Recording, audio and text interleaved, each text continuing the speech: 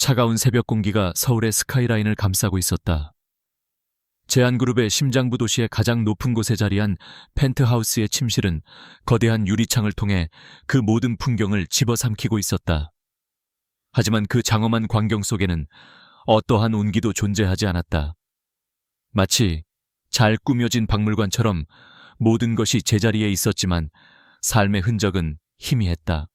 서유진은 침대의 가장자리에서 조용히 몸을 일으켰다. 옆에서 잠든 남자 강태민의 숨소리는 깊고 규칙적이었다. 3년 동안 매일 아침 반복된 일상이었다. 그녀는 그의 수면을 방해하지 않기 위해 고양이처럼 소리 없이 움직이는 법을 터득했다. 그녀의 움직임 하나하나는 마치 정교하게 짜인 안무와도 같아졌다. 우아하고 절제되어 있으며 감정이 배제되어 있었다. 욕실의 대리석 바닥은 발끝에 냉기를 전했다. 유진은 거울 앞에 서서 자신의 모습을 무표정하게 바라보았다. 긴 생머리는 비단처럼 흘러내렸고 하얀 피부는 흠 하나 없이 맑았다. 사람들은 그녀를 완벽한 미인이라고 불렀다. 강태민의 옆자리에 어울리는 살아있는 장식품. 하지만 거울 속의 눈동자는 텅 비어 있었다. 지난 3년간 그녀는 자신의 감정을 지우는 법을 배웠다. 기쁨도 슬픔도 분노도 오직 인내만이 그녀의 유일한 감정이었다. 오늘은 그 인내의 마지막 날이었다. 정확히 16시간 27분 후 그녀와 강태민을 묶고 있던 계약 결혼은 끝이 난다. 그녀는 자유가 된다. 그 생각만이 그녀를 지난 1965일 동안 버티게 한 유일한 희망이었다. 샤워를 마친 유진은 드레스룸으로 향했다. 수백 벌의 명품 드레스와 구두 가방들이 박물관의 전시품처럼 진열되어 있었다. 강태민은 그녀가 항상 최고로 보이기를 원했다. 그의 부와 지위를 과시하는 가장 아름다운 트로피. 유진은 그가 골라준 옷들 중 가장 단정한 실크, 블라우스와 스커트를 골라 입었다. 그녀의 취향은 아니었지만 이제 와서 그의 심기를 거스를 필요는 없었다. 마지막 날까지는 그녀는 완벽한 아내 서유진을 연기해야 했다.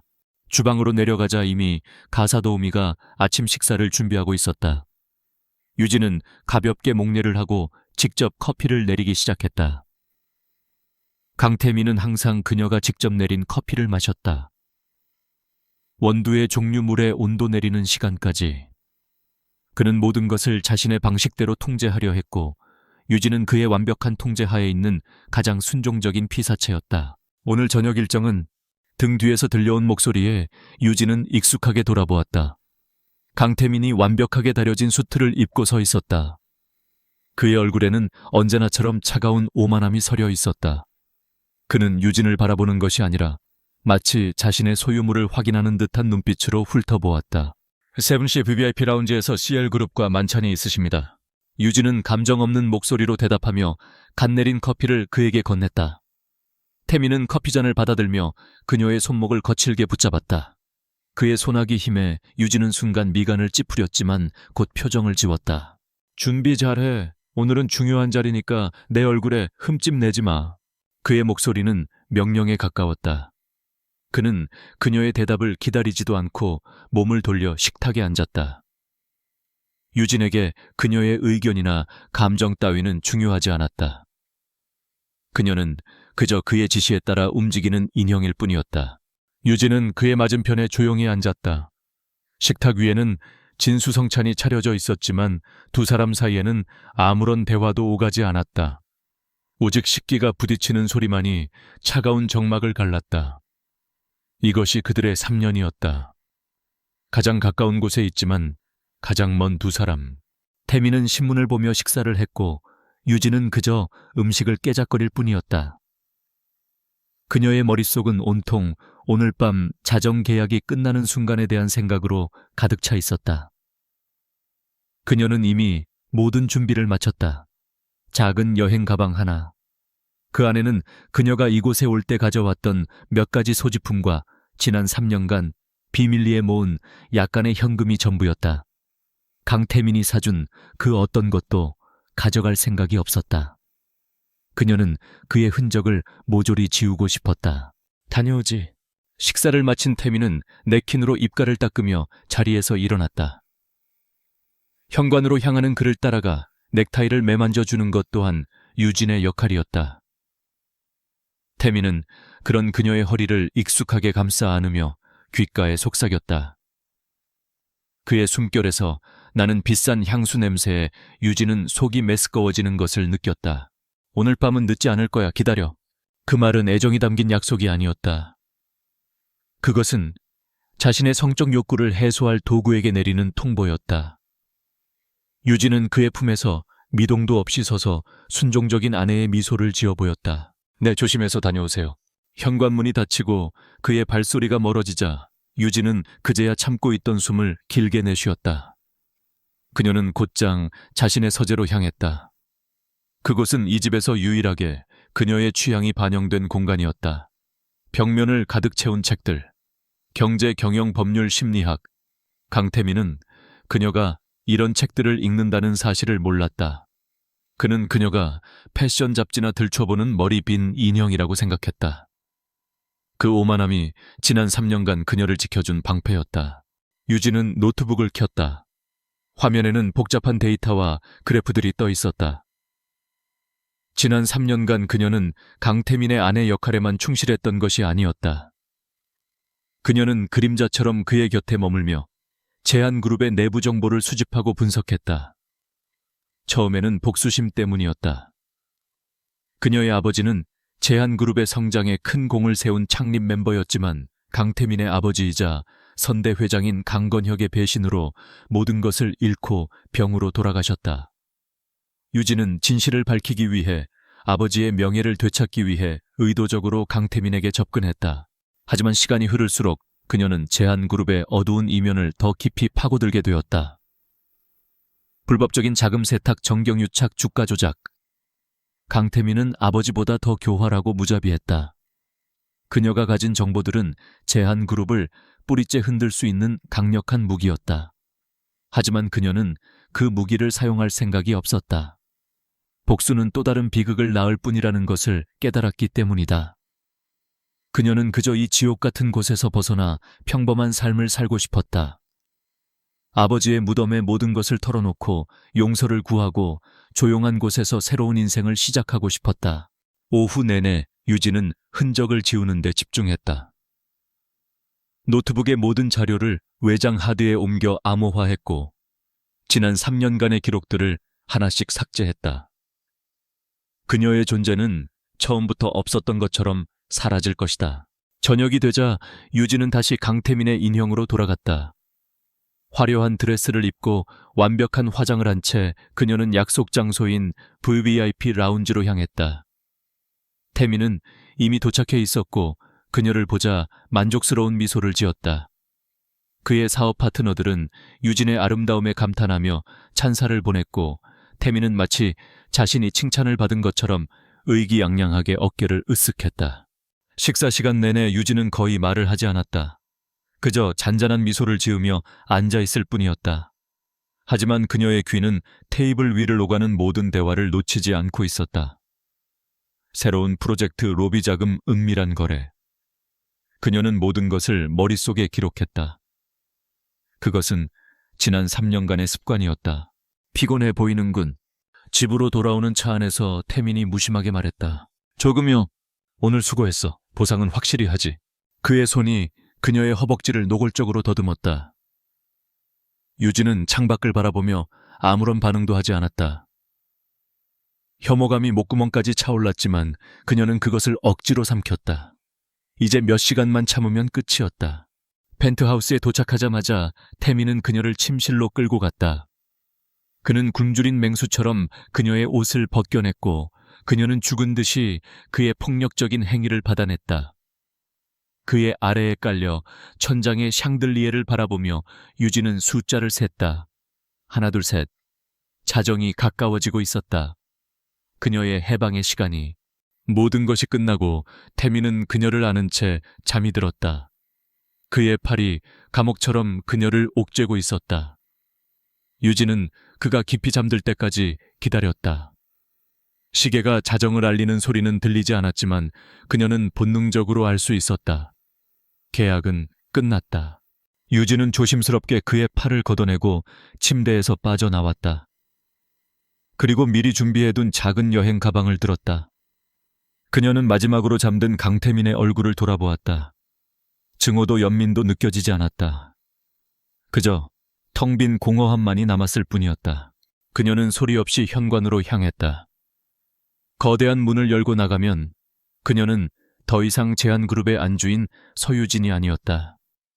그녀는 그저 서유진 그 자체로 돌아가는 것이다. 자유를 향한 첫걸음을 내딛기 위해 문고리를 잡는 순간이었다. 갑자기 눈앞이 아찔해지며 세상이 빙글 돌았다. 극심한 현기증과 함께 속이 울렁거리기 시작했다. 유진은 비틀거리며 벽에 손을 짚었다. 식은땀이 등줄기를 타고 흘러내렸다. 뭐지? 단순한 피로감이라고 생각하기에는 너무나 낯선 감각이었다.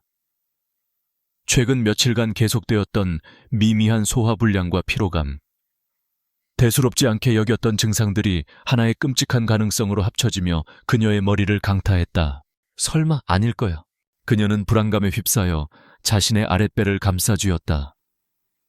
지난 3년간 그토록 철저하게 피임약을 복용해왔는데 단 한 번도 거른 적이 없었는데 하지만 그녀는 기억해냈다. 약 한 달 전 심한 몸살을 앓았던 며칠.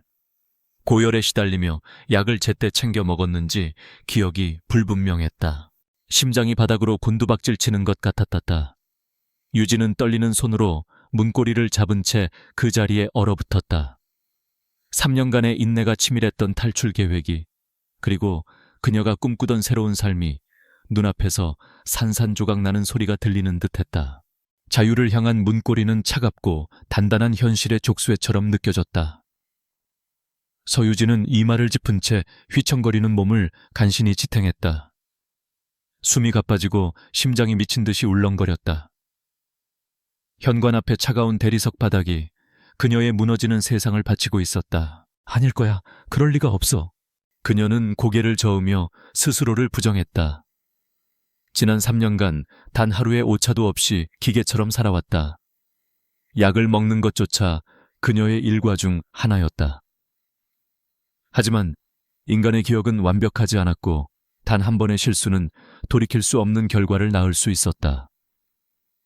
그 끔찍한 가능성이 독처럼 그녀의 온몸으로 퍼져나갔다. 이 상태로는 떠날 수 없다. 불확실함은 발목을 잡는 가장 무거운 족쇄다. 확인해야만 했다.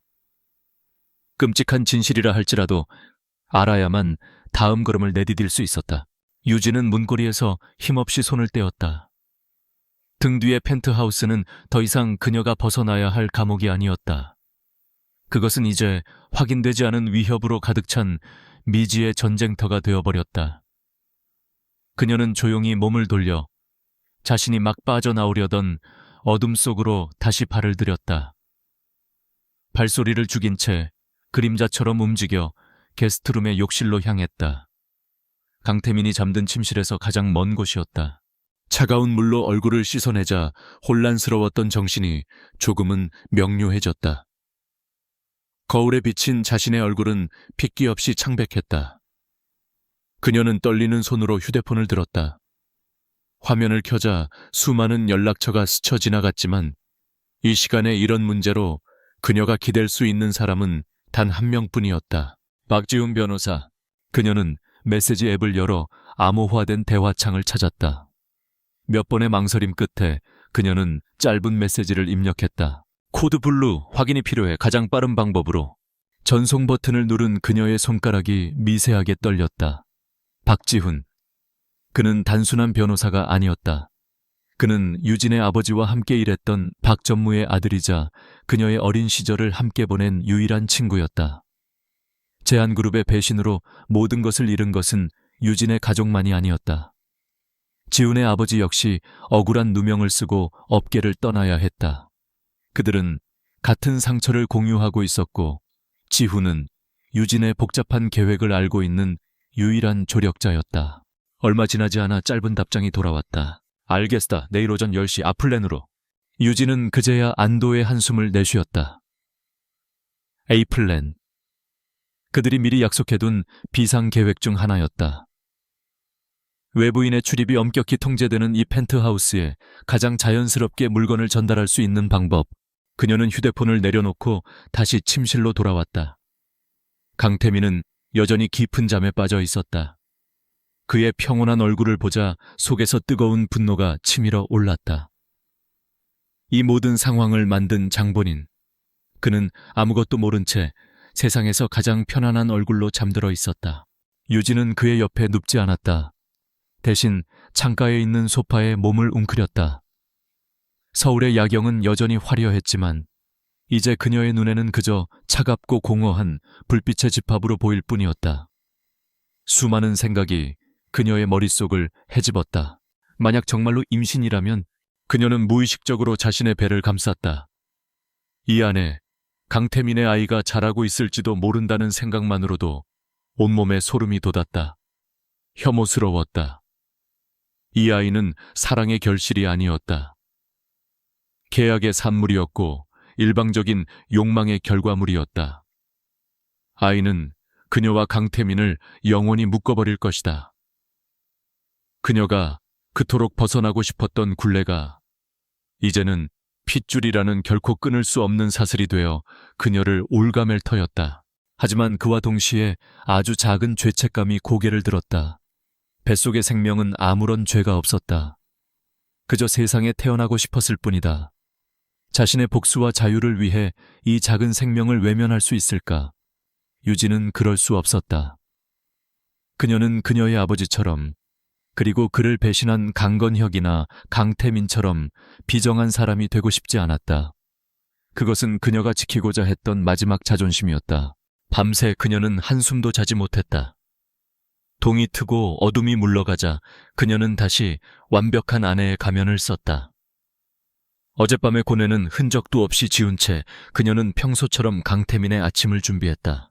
안색이 안 좋아 보이는군. 식탁에 앉은 강태민이 신문에서 눈을 떼며 말했다. 그의 목소리에는 걱정이 아닌 자신의 소유물에 흠집이 난 것을 발견한 듯한 짜증이 섞여 있었다. 어젯밤 잠을 좀 설쳐서요. 유진은 덤덤하게 대답했다. 태민은 그녀의 말을 믿는 것 같았다. 아니, 애초에 관심조차 없었다. 그는 커피잔을 내려놓으며 서류 봉투 하나를 그녀 앞으로 쓱 밀었다. 열어봐. 유진은 의아한 표정으로 봉투를 열었다. 안에는 새로운 계약서가 들어있었다. 이전 계약보다 훨씬 더 파격적인 조건이었다. 그녀에게 지급될 금액은 2배로 늘었고 강남의 고급 아파트 한 채가 추가되어 있었다. 무세운 의미죠. 무세운 의미긴 재계약하자는 거지. 태민은 당연하다는 듯이 말했다. 그는 몸을 테이블 쪽으로 기울이며 오만한 미소를 지었다. 3년 동안 수고했어. 네가 꽤 쓸모있다는 건 인정하지. 그러니 앞으로 3년 더 내 옆에 있어. 물론 아이는 안 돼. 그건 이전 계약과 동일해. 내 아이를 낳는 건 너 같은 여자에게 허락된 역할이 아니니까. 그의 말 한마디 한마디가 비수가 되어 유진의 심장에 박혔다. 그는 그녀를 돈으로 살 수 있는 존재, 그 이상도 이하도 아니라고 여기고 있었다. 그녀의 감정, 그녀의 생각, 그녀의 인생은 그의 고려 대상이 아니었다. 특히 너 같은 여자라는 말은 그녀의 마지막 남은 자존심까지 잔인하게 짓밟았다. 유진은 속에서 들끓는 분노를 억누르며 차갑게 말했다. 계약은 어젯밤 자정으로 끝났어요. 재계약할 생각은 없습니다. 그 순간 태민의 얼굴에서 미소가 사라졌다. 그는 믿을 수 없다는 듯이 유진을 쳐다보았다. 감히 자신의 제안을 거절하다니. 뭐라고 지금 장난하는 건가? 아니요, 진심입니다. 이제 당신 아내 역할은 끝이에요. 서유진, 그가 낮게 으르렁거렸다. 주제 파악을 해. 네가 나를 떠나서 뭘 할 수 있는데 빈털터리로 길바닥에 나앉고 싶어. 내가 너한테 베푼 것들을 잊었나? 당신이 베푼 건 아무것도 없어요. 그건 내가 3년간 당신의 인형으로 살아준 대가였을 뿐이죠. 유진은 자리에서 일어났다. 더 이상 그와 같은 공간에 있는 것조차 견딜 수 없었다. 태민은 그런 그녀의 팔을 거칠게 낚아챘다. 그의 눈에 분노가 이글거렸다. 견방지게 굴지 마. 넌 내 거야. 내가 허락하기 전까지는 넌 어디도 갈 수 없어. 그의 소유욕에 유진은 역겨움을 느꼈다.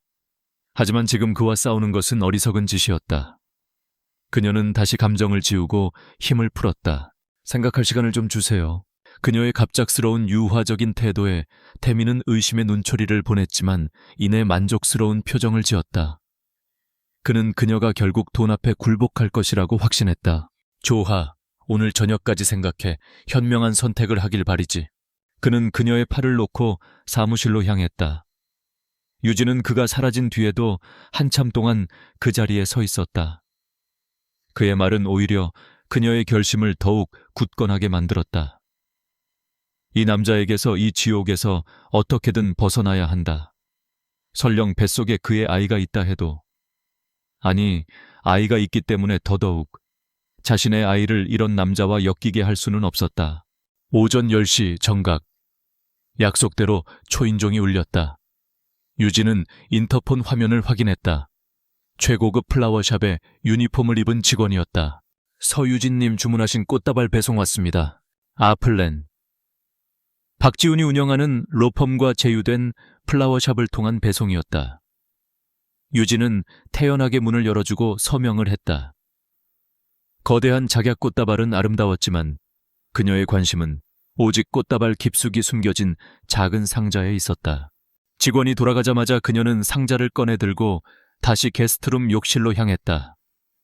상자 안에는 그녀가 그토록 원하고 또 두려워했던 물건이 들어있었다. 임신 테스트기. 그것도 종류별로 3개나. 떨리는 손으로 상자를 열었다. 심장이 귀에서 울리는 것 같았다. 설명서를 몇 번이나 읽고 그녀는 심호흡을 하며 테스트를 진행했다. 기다리는 몇 분이 몇 시간처럼 길게 느껴졌다. 시간이 다 되었을 때 그녀는 천천히 눈을 들어 결과를 확인했다. 첫 번째 테스트기, 선명한 2줄. 두 번째 테스트기, 액정 화면에 떠오른 positive라는 단어. 세 번째 테스트기, 역시나 부정할 수 없는 2줄. 유진은 세면대를 붙잡고 주저앉았다. 최악의 시나리오가 현실이 되었다. 그녀의 뱃속에 새로운 생명이 자라고 있었다. 강태민의 아이가. 절망감이 온몸을 휘감았다. 눈물이 쏟아질 것 같았지만 그녀는 입술을 깨물며 참아냈다. 지금은 울고 있을 때가 아니었다. 상황은 최악으로 치달았고 이제 그녀의 탈출 계획은 전면 수정되어야 했다. 이전의 계획은 그저 조용히 사라지는 것이었다. 하지만 이제 그녀는 혼자가 아니었다. 그녀는 아이를 지켜야 했다. 강태민의 손이 닿지 않는 곳에서 아이를 안전하게 낳고 길러야 했다. 그러기 위해서는 더 치밀하고 더 대담한 계획이 필요했다. 강태민이라는 거대한 권력에 맞서 싸워야 할지도 몰랐다. 유진은 바닥에 흩어진 테스트기들을 바라보았다. 절망의 증거들이었지만 동시에 새로운 결의의 상징이 되기도 했다. 그녀는 더 이상 자신만의 자유를 위해 도망치는 것이 아니었다. 그녀는 이제 한 아이의 엄마로서 자신의 아이를 지키기 위해 싸워야 했다. 그녀는 천천히 자리에서 일어났다. 거울에 비친 그녀의 눈은 더 이상 공허하지 않았다. 그곳에는 슬픔과 두려움을 넘어선 차갑고도 맹렬한 불꽃이 타오르고 있었다. 절망의 끝에서 피어나는 것은 체념이 아니었다. 서유진에게 그것은 차가운 분노와 강철 같은 결이었다. 그녀는 더 이상 도망자가 아니었다. 아이를 지키기 위해 그녀는 이제 사냥꾼이 되어야 했다. 강태민. 그는 자신의 소나귀에서 벗어나려는 것은 무엇이든 파괴해버릴 남자였다. 만약 그녀가 아이를 가진 채 도망쳤다는 사실을 알게 된다면 그는 분명 아이를 빼앗아 그녀를 통제할 무기로 사용할 것이다. 어쩌면 아이를 제한 그룹의 후계자로 삼고 그녀는 아이를 낳은 도구로서 영원히 감금된 채 살아야 할지도 몰랐다. 상상만으로도 소름이 끼치는 미래였다. 그 미래를 막기 위해서는 힘이 필요했다. 강태민을 무력화시킬 수 있는 힘. 그가 감히 그녀와 아이에게 손대지 못하게 할 강력한 보험. 그리고 그 보험은 바로 그의 서재 깊숙한 곳에 잠들어 있었다. 지난 3년간 그녀는 강태민의 서재를 수백 번도 더 드나들었다. 책을 정리한다는 핑계로 커피를 가져다 준다는 명목으로. 그녀의 눈은 그저 책장만 본 것이 아니었다. 그녀는 최첨단 보안 시스템의 패턴을 읽었고 그의 컴퓨터 비밀번호를 유추했으며 그가 가장 민감한 자료들을 어디에 숨겨두는지 파악했다. 처음에는 아버지의 복수를 위한 것이었지만 이제는 아이의 미래를 위한 생존 무기가 되었다. 그녀는 욕실 바닥에 흩어진 임신 테스트기들을 조용히 수거했다. 흔적을 남겨서는 안 됐다. 그리고 거울 앞에 서서 다시 한번 자신의 얼굴을 점검했다. 창백한 낯빛 불안에 떨리는 눈동자. 이대로는 안 됐다. 그녀는 심호흡을 하며 다시 완벽한 무표정을 만들어냈다. 저녁이 되어 강태민이 퇴근했을 때 유진은 그를 거실에서 기다리고 있었다. 그녀의 손에는 그가 아침에 건넸던 재계약서가 들려 있었다. 생각은 해봤나? 태민은 소파에 몸을 던지며 넥타이를 느슨하게 풀었다. 그는 유진이 당연히 계약서에 서명했을 것이라 확신하는 듯 보였다. 네. 유진은 천천히 그에게 다가갔다. 그녀의 목소리는 평소처럼 차분했다. 당신의 제안을 받아들이겠어요. 하지만 조건이 있어요. 조전. 태민은 흥미롭다는 듯이 눈썹을 치켜떴다. 감히 자신에게 조건을 거는 그녀의 모습이 조금은 신선하게 느껴지는 모양이었다. 말해봐. 우리의 새로운 시작을 기념하고 싶어요. 내일 저녁 둘만의 식사를 해요. 당신이 좋아하는 레스토랑에서, 그리고 그 자리에서 계약서에 서명하겠어요. 그녀의 제안에 태민은 잠시 그녀를 뜯어보았다.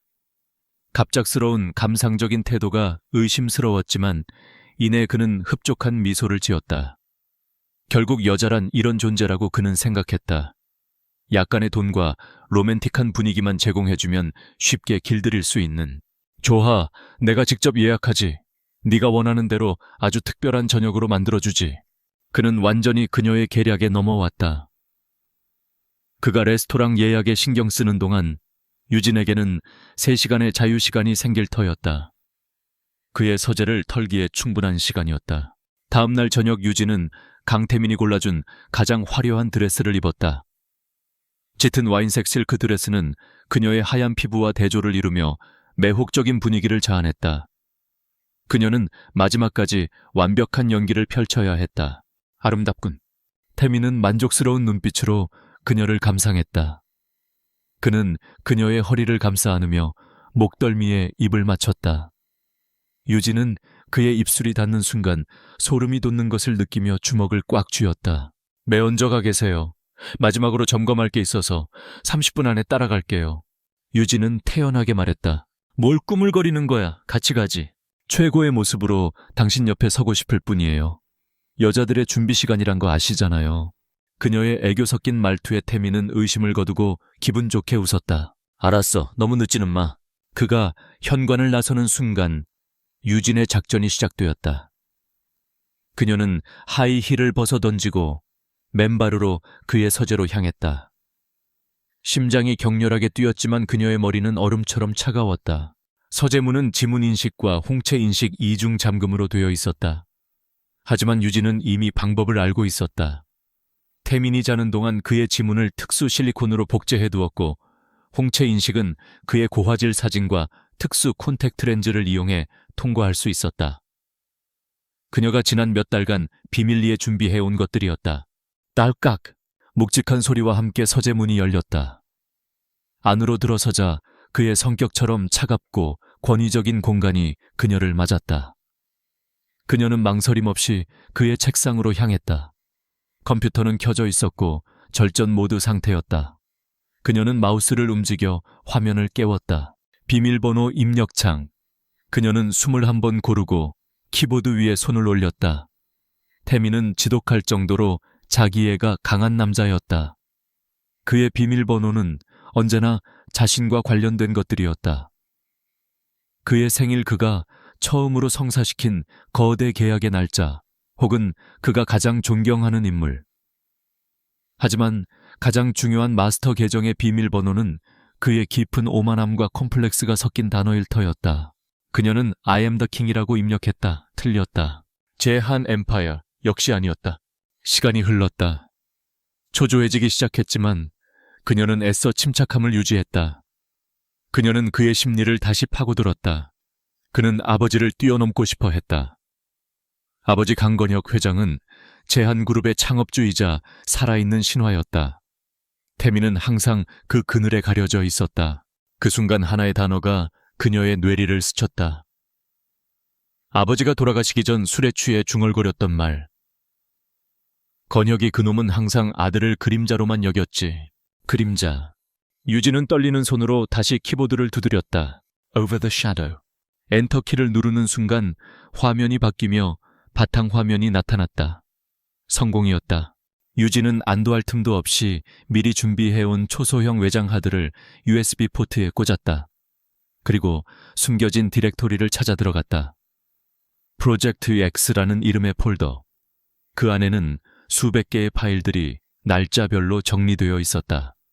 비자금 내역, 로비 장부, 주가 조작 증거, 경쟁사 약점을 이용한 협박 자료까지.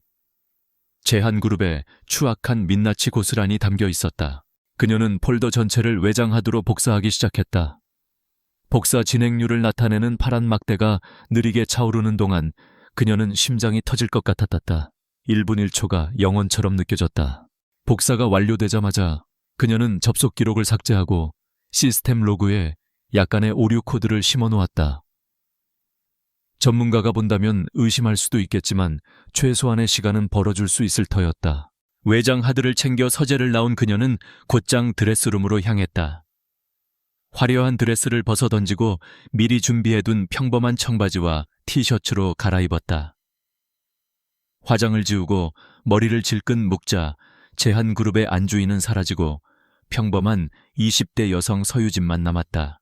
그녀는 마지막으로 태민의 책상으로 돌아갔다. 그리고 그가 아침에 건넸던 재계약서 위에 그녀가 미리 서명해둔 이혼 서류를 올려놓았다. 그것이 그녀가 그에게 남기는 마지막 메시지였다. 작은 배낭 하나만을 맨 채 그녀는 가사 도우미들만 사용하는 서비스 엘리베이터를 타고 지하 주차장으로 내려갔다. 약속된 장소에 검은색 세단 한 대가 조용히 서 있었다. 운전석에서 박지훈이 내렸다. 괜찮아. 걱정스러운 그의 목소리에 유진은 그제야 긴장이 풀리는 것을 느꼈다. 그녀는 말없이 고개를 끄덕이고 채 올라탔다. 지훈은 더 이상 묻지 않고 차를 출발시켰다. 차가 어둠 속으로 미끄러져 들어가는 순간 유진은 백미러를 통해 점점 멀어지는 초고층 빌딩, 그녀의 감옥이었던 그곳을 마지막으로 바라보았다. 같은 시각 강태민은 레스토랑에서 혼자 와인을 마시고 있었다. 약속 시간이 1시간이 지나도록 유진은 나타나지 않았다. 처음에는 분노했지만 이내 그는 그녀가 자신을 애태우기 위한 밀당을 하고 있다고 생각하며 오만한 미소를 지었다. 하지만 그의 인내심이 바닥날 무렵 비서에게서 전화가 걸려왔다. 회장님 사모님께서 아직 출발하지 않으셨습니다. 댁에 전화를 걸었지만 아무도 받지 않습니다. 불길한 예감이 태민의 등골을 스쳤다. 그는 곧장 자리에서 일어나 펜트하우스로 차를 몰았다. 집은 불이 꺼진 채 적막에 휩싸여 있었다. 서유진. 그의 목소리가 텅 빈 공간에 울려 퍼졌지만 대답은 없었다. 그는 집안을 헤집고 다녔다. 그녀의 드레스룸, 욕실, 침실. 어디에도 그녀는 없었다. 그녀가 입었던 와인색 드레스만이 침대 위에 허물처럼 벗겨져 있었다. 마지막으로 그는 자신의 서재로 향했다. 그리고 책상 위에서 이혼 서류를 발견했다.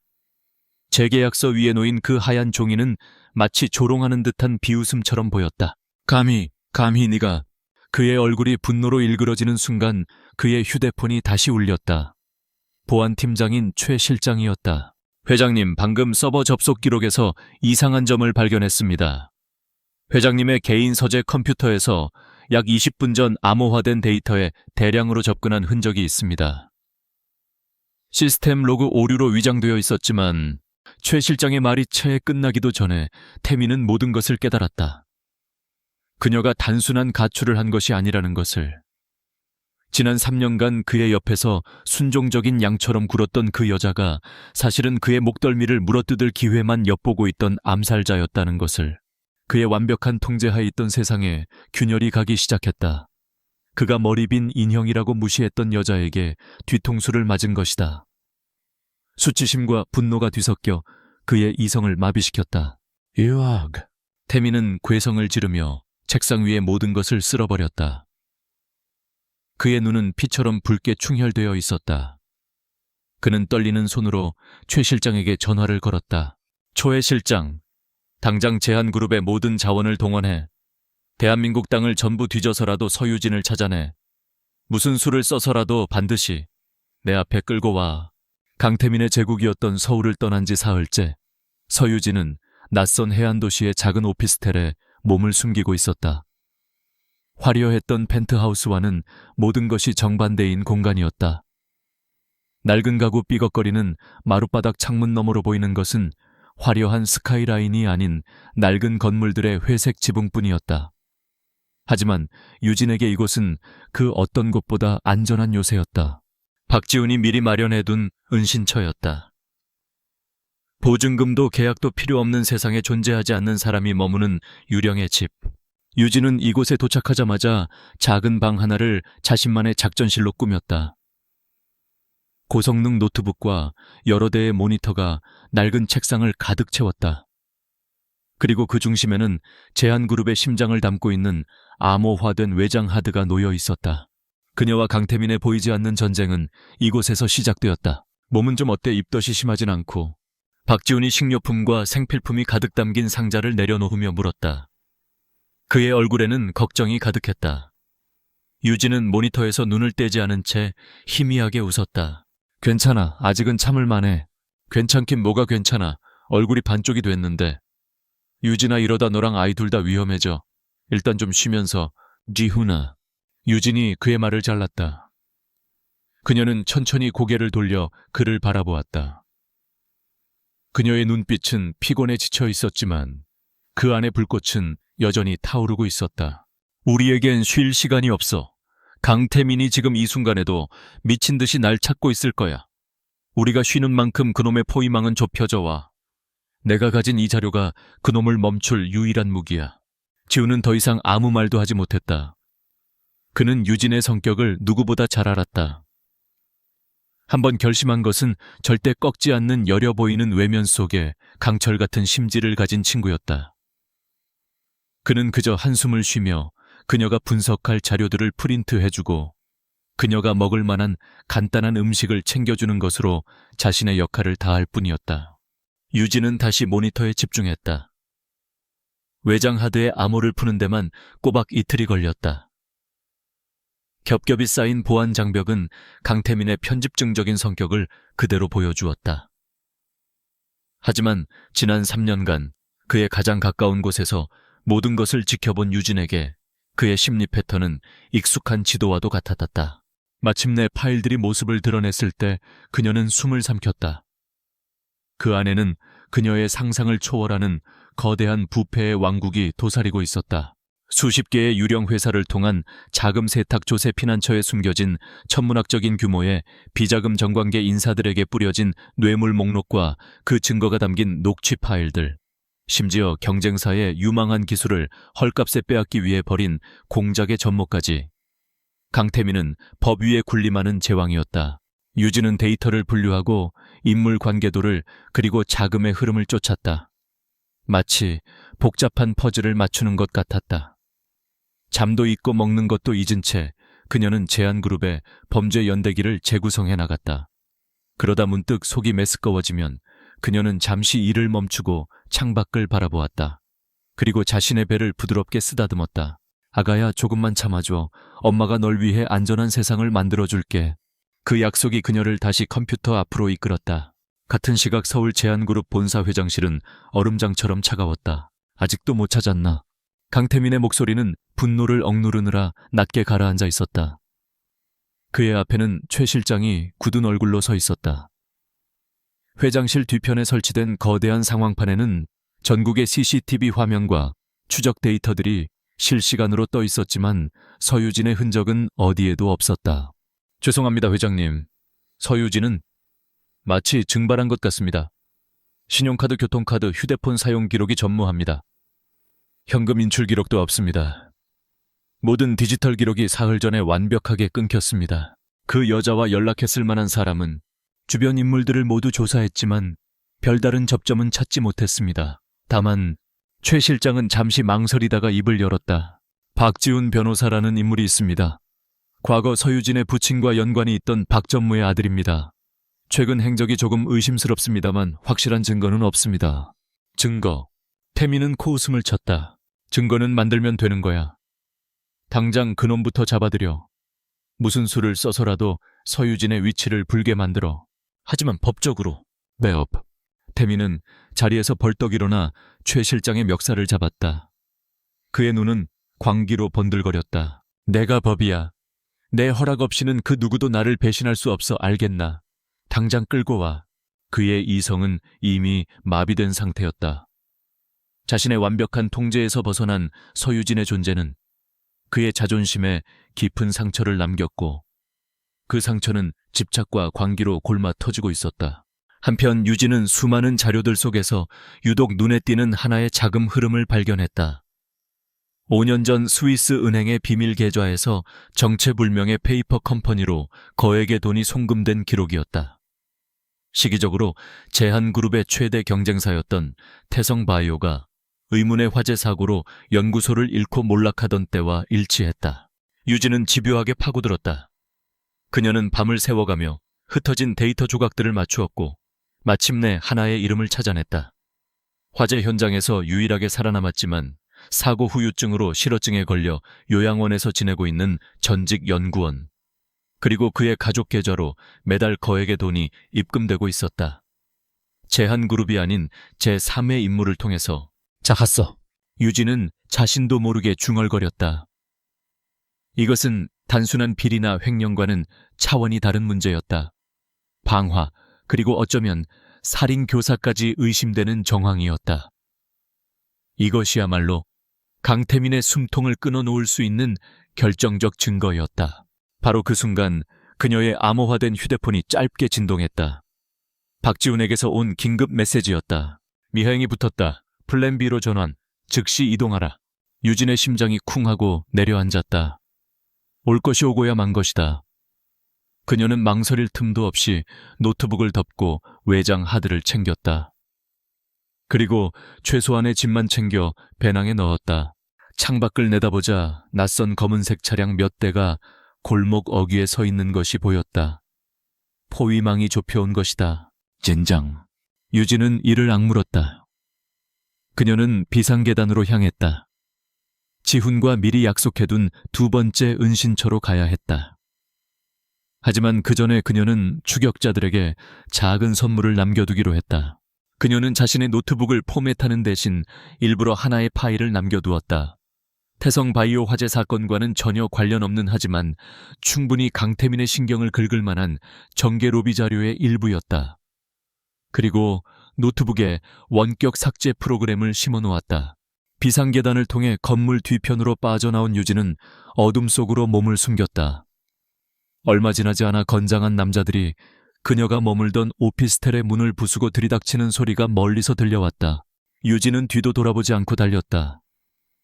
차가운 밤 공기가 폐부를 찔렀지만 그녀는 멈출 수 없었다.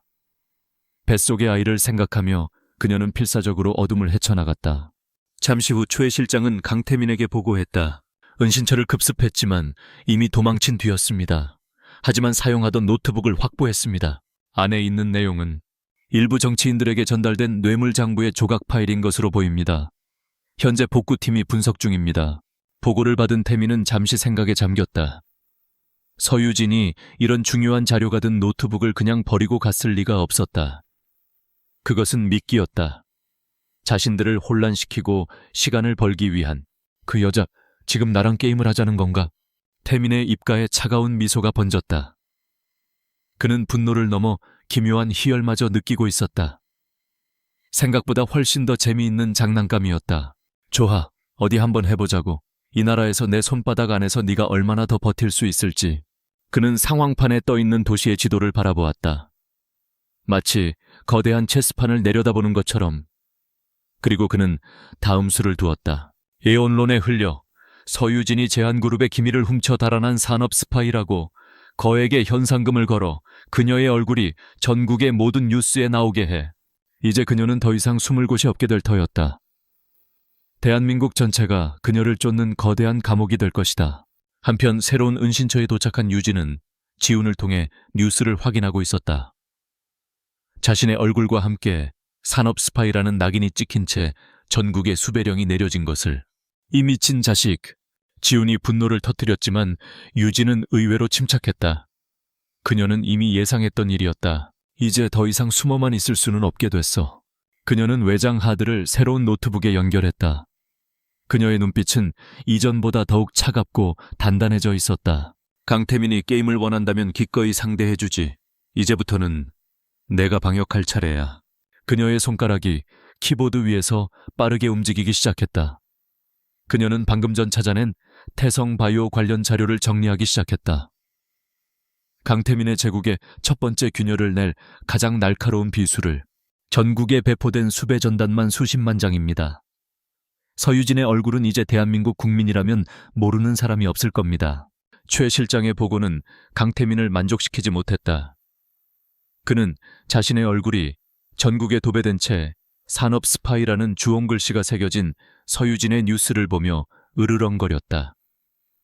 온 나라가 그녀를 찾고 있었지만 그녀는 여전히 그림자 속에 있었다.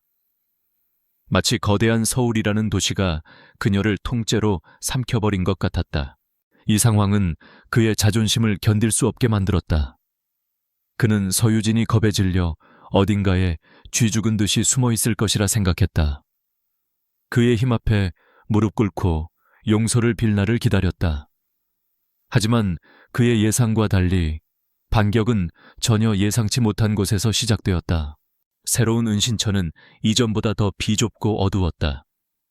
유진은 창문조차 마음대로 열 수 없었다. 세상은 그녀를 쫓는 적들로 가득했다. 매일 밤 그녀는 악몽에 시달렸다. 최 실장의 부하들에게 붙잡히는 꿈아이를 빼앗기는 꿈. 그리고 임신 초기의 증상들은 점점 더 심해져 그녀를 육체적으로도 괴롭혔다. 하지만 그녀를 가장 고통스럽게 하는 것은 박지훈에 대한 죄책감이었다. 내 로펌에 국세청 특별조사가 들어왔어. 표적 수사지. 내 모든 금융거래가 감시당하고 있고 아마 도청도 하고 있을 거야. 비밀 연락망을 통해 전달된 지훈의 메시지는 짧았지만 그 안에 담긴 위험의 무게는 청은망은 같았다. 태민이 그를 압박하기 시작한 것이다. 아직은 경고 수준이었지만 언제든 그를 감옥에 보낼 수도 있다는 무언의 협박이었다. 지훈아, 이제 그만해. 너까지 위험해질 순 없어. 나 혼자. 헛소리 마. 지훈의 답장은 단호했다. 이건 너 혼자만의 싸움이 아니야. 우리 아버지들의 싸움이기도 해. 끝까지 같이 간다. 그의 충심의 유지는 눈시울이 뜨거워졌지만 동시에 결심은 더욱 확고해졌다. 더 이상 지훈을 방패막이로 삼을 순 없었다. 수세에 몰려 숨어있는 방식으로는 이길 수 없었다. 이 지긋지긋한 추격전을 끝내기 위해서는 판 자체를 뒤흔들어야 했다. 그녀는 공격으로 전환하기로 결심했다. 방어는 끝났다. 이제부터는 사냥의 시간이었다. 그녀는 외장 하드에 담긴 수많은 비수들 중에서 첫 번째 무기를 신중하게 골랐다. 태성 바이오 사건은 아직 때가 아니었다. 그것은 마지막에 강태민의 심장을 꿰뚫을 히든 카드였다. 지금 필요한 것은 그의 제국에 혼란을 일으키고 그의 시선을 다른 곳으로 돌리게 만들며 무엇보다 그의 방어체계의 허점을 드러내게 할 예리한 칼날이었다. 그녀는 2년 전 제한건설이 중동에서 따낸 대규모 플랜트 건설 프로젝트 파일을 열었다.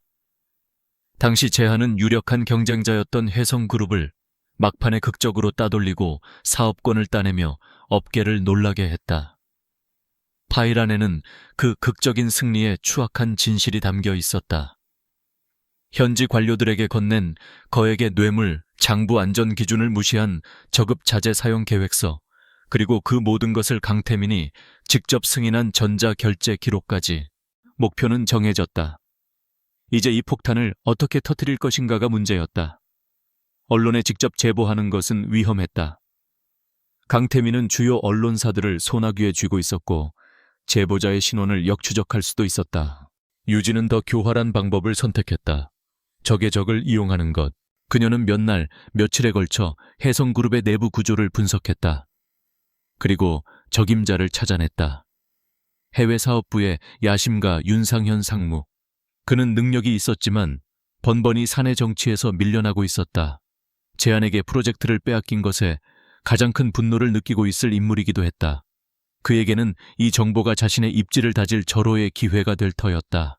유진은 여러 개의 VPN과 토르 브라우저를 이용해 자신의 IP 주소를 세탁하고 일회용 이메일 계정을 생성했다.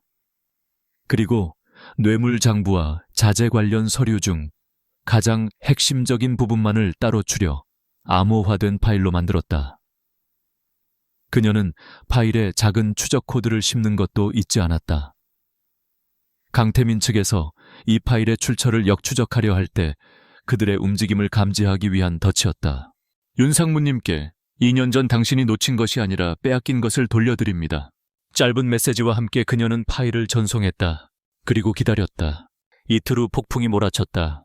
해외의 유력 경제지가 제한건설 중동 프로젝트 비리 의혹이라는 제목의 기사를 터뜨렸다. 익명의 내부 고발 형식을 빌린 기사는 매우 구체적이고 신빙성이 있었다. 제한그룹의 주가는 폭락하기 시작했고 해당 프로젝트의 발주처였던 중동 국가는 즉각적인 진상조사를 요구하고 나섰다. 제한그룹 본사는 벌집을 쑤셔놓은 듯 발칵 뒤집혔다. 이게 어떻게 된 일이야? 강태민은 신문을 집어던지며 포효했다. 그의 얼굴은 분노로 시뻘겋게 달아올라 있었다. 혜성그룹 짓입니다. 윤상현 상무가 정보를 입수하고 해외 언론에 흘린 것으로 보입니다. 최 실장의 보고에 태민은 이를 갈았다. 그 정보는 어디서 나왔지? 출처는 서유진.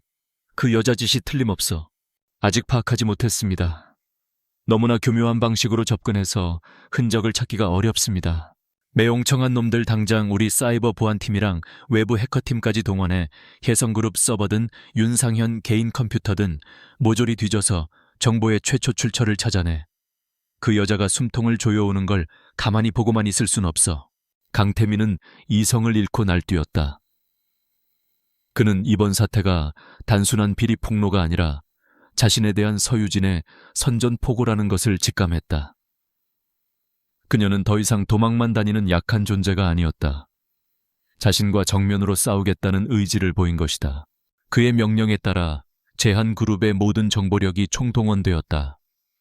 그들은 혜성그룹을 해킹하고 정보의 흐름을 역추적하기 위해 최첨단 감시 시스템과 온갖 불법적인 수단을 가리지 않았다. 그리고 그 모든 움직임은 수백 킬로미터 떨어진 작은 오피스텔의 모니터에 고스란히 포착되고 있었다. 유진은 강태민의 사이버 보안팀이 자신이 설치해둔 덫을 밟는 것을 조용히 지켜보고 있었다. 그들이 파일의 출처를 추적하기 위해 사용하는 특정 프로토콜, 그들이 의존하는 보안 시스템의 종류, 그리고 그들이 외부의 위협에 어떻게 반응하는지에 대한 모든 데이터가 실시간으로 그녀의 컴퓨터에 전송되고 있었다. 강태민은 분노에 눈이 멀어 적이 쳐놓은 그물 안으로 제 발로 걸어 들어오고 있었다. 그는 외부의 적인 혜성그룹에만 집중한 나머지 자신의 내부 방어 시스템의 구조를 고스란히 노출하고 있었다. 차갔어. 며칠간의 밤샘 작업 끝에 유진의 입에서 나지막한 목소리가 흘러나왔다. 지훈이 걱정스러운 얼굴로 그녀의 곁으로 다가왔다. 뭘 찾았다는 거야? 유진은 모니터의 한 부분을 가리켰다. 복잡한 네트워크 구조도 위에서 유독 붉게 깜빡이는 작은 점 하나가 있었다.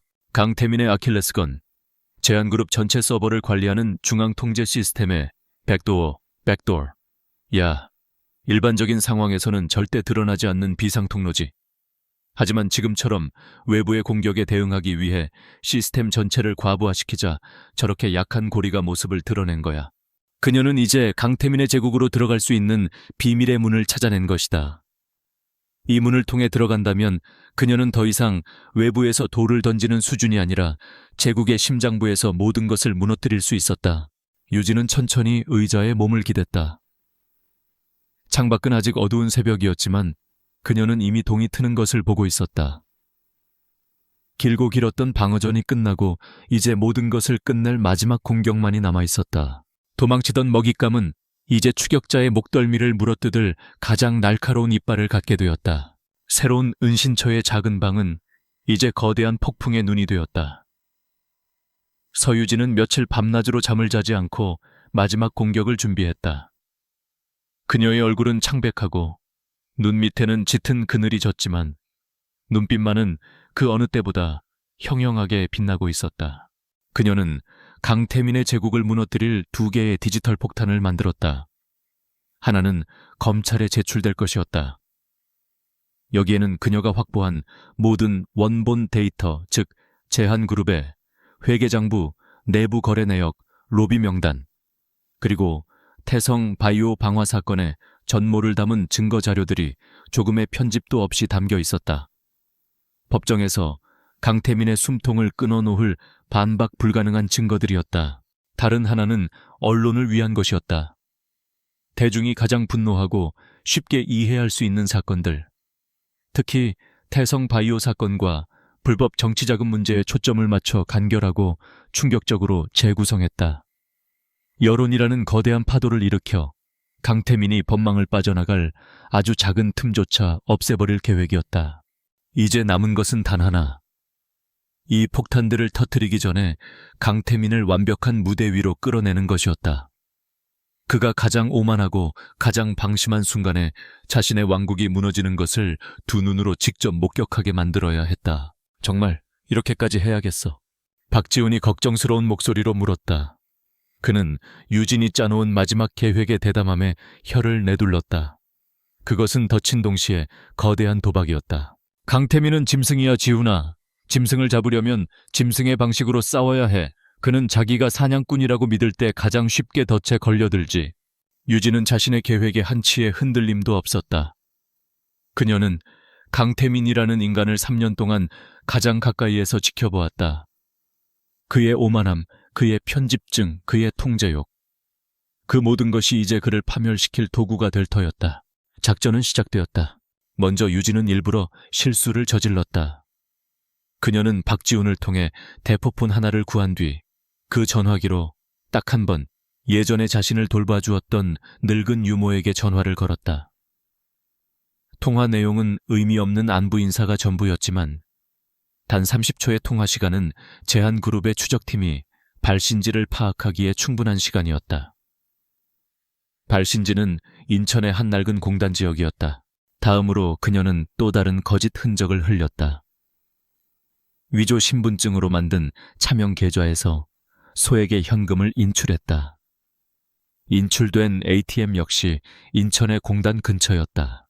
강태민의 상황실은 즉각 반응했다. 찾았습니다, 회장님. 서유진이 인천에 있습니다. 갑자기 디지털 흔적을 남기기 시작했습니다. 아무래도 자금이 떨어져서 초조해진 모양입니다. 최 실장의 흥분된 보고에 강태민은 회심의 미소를 지었다. 드디어 쥐가 궁지에 몰린 것이다. 그 주변을 모조리 봉쇄해 그 여자가 개미 새끼 한 마리 빠져나가지 못하게 만들어.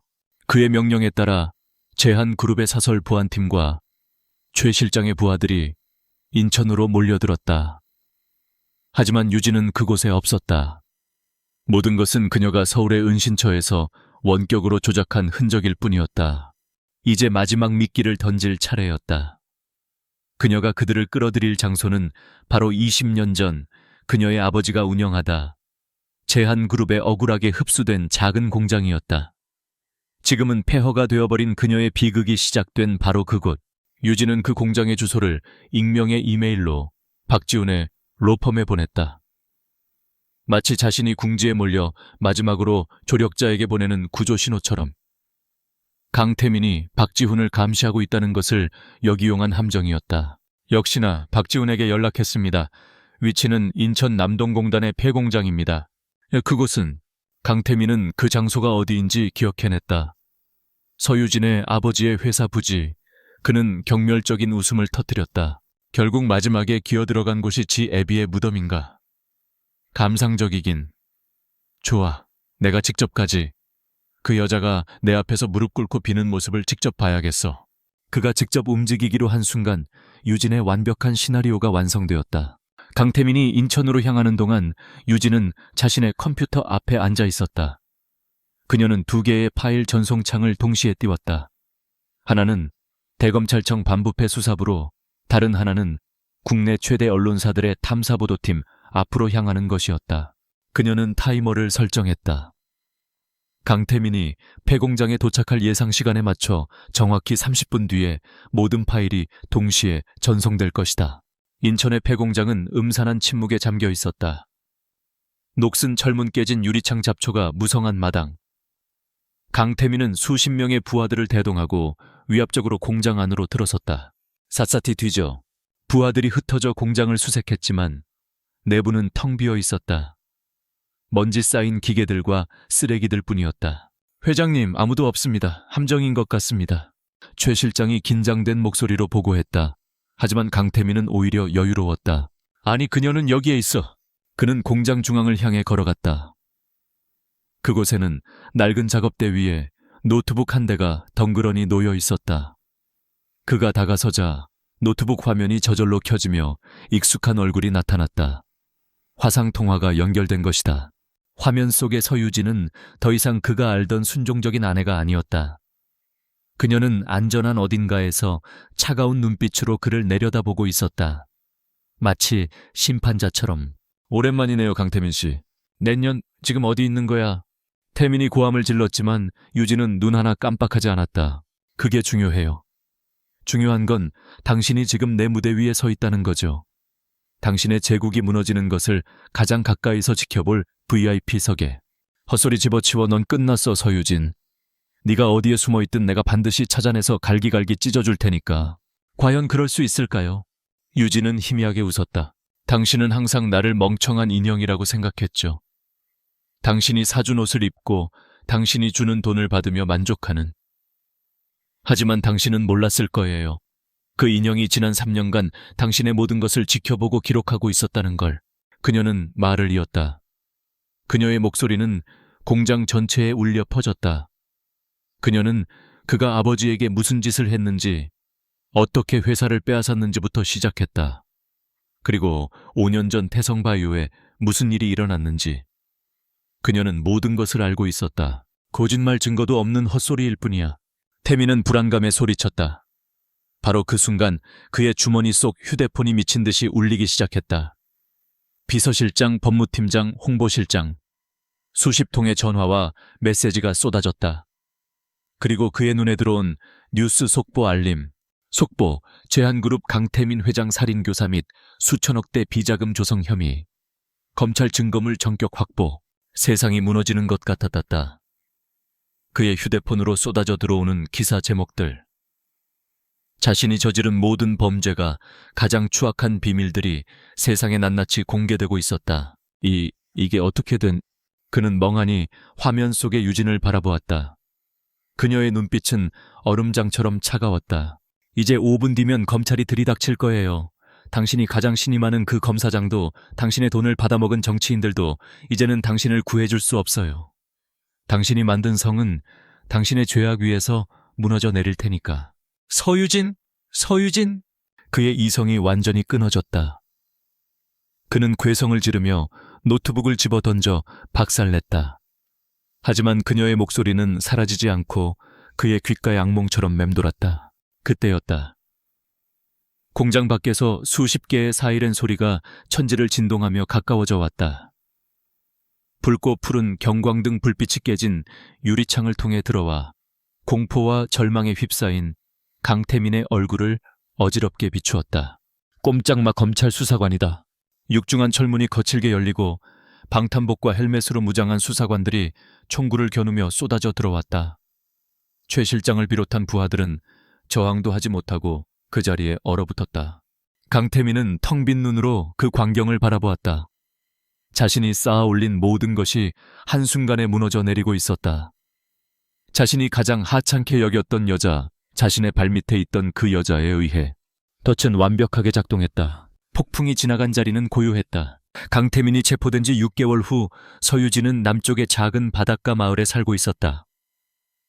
그녀가 머무는 작은 2층 집의 창문으로는 사계절 내내 푸른 바다와 하얀 모래사장이 그림처럼 펼쳐졌다. 서울의 펜트하우스에서 보던 잿빛 도시와는 전혀 다른 풍경이었다. 이곳의 공기는 소금기와 함께 자유의 냄새를 품고 있었다. 세상은 여전히 제한그룹 스캔들로 떠들썩했다. 세계 최악의 게이트로 불리는 이 사건은 대한민국의 정재계를 뿌리째 뒤흔들었다. 강태민은 1심에서 무기징역을 선고받았고 최 실장을 비롯한 그의 충복들과 그에게 뇌물을 받은 수십 명의 정치인 검사들이 줄줄이 법의 심판을 받았다. 한때 철옹성 같았던 제한그룹은 산산조각, 나 전문 경영인 체제로 전환되었고 그 과정에서 수많은 불법과 비리가 추가로 드러나며 몰락의 길을 걸었다. 유진은 가끔 노트북으로 관련 뉴스를 확인했다. 화면 속에서 초췌한 모습으로 법정에 들어서는 강태민의 모습을 보아도 그녀의 마음에는 어떠한 파문도 일지 않았다. 증오도 통쾌함도 아니었다. 그저 모든 것이 제자리로 돌아갔다는 하나의 역사가 끝났다는 담담한 감정뿐이었다. 복수는 그녀의 목적이 아니었다. 그녀가 원했던 것은 오직 진실을 밝히고 이 모든 굴레에서 벗어나 아이와 함께 살아갈 평범한 미래였다. 그녀는 이제 제법 배가 불러온 자신의 배를 부드럽게 쓰다듬었다. 아이는 건강하게 자라고 있었다. 의사는 아들이라고 했다. 그녀는 가끔 이 아이의 얼굴이 누구를 닮았을까 상상하곤 했다. 하지만 두렵지는 않았다. 이 아이는 강태민의 아들이기 이전에 온전히 그녀의 아이였다. 그녀가 목숨을 걸고 지켜낸 희망이었다. 어느 맑은 오후 박지훈이 그녀의 집을 찾아왔다. 그는 이전보다 훨씬 더 밝고 편안한 얼굴이었다. 그의 로펌은 제한그룹의 피해자들을 위한 집단 소송을 이끌며 명성을 얻었고 그는 이제 대한민국에서 가장 주목받는 젊은 변호사 중 한 명이 되어 있었다. 이제 정말 다 끝났어. 지우는 서류 가방에서 여러 문서를 꺼내 테이블 위에 올려놓았다. 강태민은 항소를 포기했대. 모든 걸 체념한 것 같아. 그리고 이건 내 새로운 신분증이야. 이제 세상에 서유진이라는 이름은 없어. 완벽하게 새로운 삶을 시작할 수 있어. 새로운 신분증에 적힌 이름은 서혜인, 바다의 사람이란 뜻이었다. 유진은 그 이름을 가만히 들여다보았다. 마음에 들었다. 고마워요, 지훈아. 너 없었으면 아무것도 못했을 거야. 내가 한 게 뭐 있다고. 모든 건 네가 다 해낸 거지. 넌 내가 아는 사람 중에 가장 강한 여자야. 두 사람은 한참 동안 말없이 바다를 바라보았다. 파도 소리만이 두 사람 사이에 편안한 침묵을 채웠다. 앞으로는 어떻게 할 거야? 지훈의 물음에 혜인은 잔잔하게 미소 지었다. 글쎄, 그냥 좋은 엄마가 되고 싶어. 이 아이에게 내가 받지 못했던 평범하고 따뜻한 세상을 선물해주고 싶어. 그거면 충분해. 그녀의 얼굴에는 더 이상 과거의 그늘이 없었다. 오직 미래에 대한 희망과 평온함만이 가득했다. 지훈이 돌아간 며칠 후 혜인은 혼자 차를 몰아 아버지가 잠들어 계신 추모공원으로 향했다. 그녀는 아버지의 묘비 앞에 국화꽃 한 다발을 내려놓고 조용히 무릎을 꿇었다. 아버지, 저 왔어요. 그녀는 천천히 지난 몇 년간 있었던 모든 이야기를 털어놓았다. 강태민을 만난 것부터 계약 결혼 생활, 그리고 그녀가 벌였던 길고 외로운 싸움까지 눈물은 나지 않았다. 이제 다 끝났어요, 아버지. 아버지의 명예도 회사의 억울함도 모두 풀렸어요. 그러니 이제 편히 쉬세요.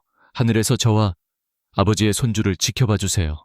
그녀는 부른 배를 감싸 안으며 말했다. 마치 아버지가 그녀의 어깨를 따뜻하게 감싸주는 것 같은 포근한 바람이 불어왔다. 그녀는 처음으로 완전한 해방감과 마음의 평화를 느꼈다. 시간이 흘러 겨울이 가고 따스한 봄이 찾아왔다. 작은 바닷가 마을의 집에는 아기의 울음소리가 가득했다. 혜인은 건강한 아들을 낳았다. 그녀는 아이의 이름을 하늘이라고 지었다. 언제나 맑고 푸르른 하늘처럼 넓고 자유롭게 살아가라는 의미였다. 하늘이는 엄마를 쏙 빼닮아 까만 눈동자에 맑은 미소를 가진 아이였다. 혜인은 아이에게서 강태민의 흔적을 찾을 수 없었다. 아이는 그저 그녀의 사랑스러운 아들이었다. 그녀는 매일 아이를 품에 안고 자장가를 불러주고 함께 해변을 산책했다. 어느 날 저녁 혜인은 유모차 하늘이를 태우고 노을이 지는 해변을 걷고 있었다. 붉게 물든 하늘과 금빛으로 반짝이는 바다는 한 폭의 그림 같았다. 하늘이는 유모차 안에서 편안하게 잠들어 있었다. 혜인은 걸음을 멈추고 잠든 아이의 포동포동한 뺨을 부드럽게 쓰다듬었다. 이 작은 생명을 지키기 위해 그녀는 지옥을 건넜다. 때로는 절망하고 포기하고 싶었지만 결국 그녀는 이겨냈다. 과거는 그녀에게 깊은 상처를 남겼지만 동시에 강철 같은 힘을 주었다. 그녀는 더 이상 누구의 인형도 누구의 아내도 아니었다. 그녀는 서혜인이었고 김하늘의 엄마였다. 파도가 부드럽게 모래사장을 쓸어내리며 그녀의 발자국을 지워갔다. 마치 그녀의 아팠던 과거를 깨끗하게 씻어주는 것 같았다. 혜인은 자신의 아이를 바라보며 나지막이 속삭였다. 하늘아 사랑해. 엄마가 평생 널 지켜줄게. 너의 세상은 언제나 이렇게 따뜻하고 아름다울 거야. 그녀의 눈가에 맺힌 것은 더 이상 슬픔의 눈물이 아니었다. 그것은 감사와 행복이 만들어낸 세상에서 가장 따뜻하고 투명한 결정체였다. 지독했던 폭풍우가 완전히 멎고 그녀의 인생에 비로소 눈부신 아침이 밝아오고 있었다.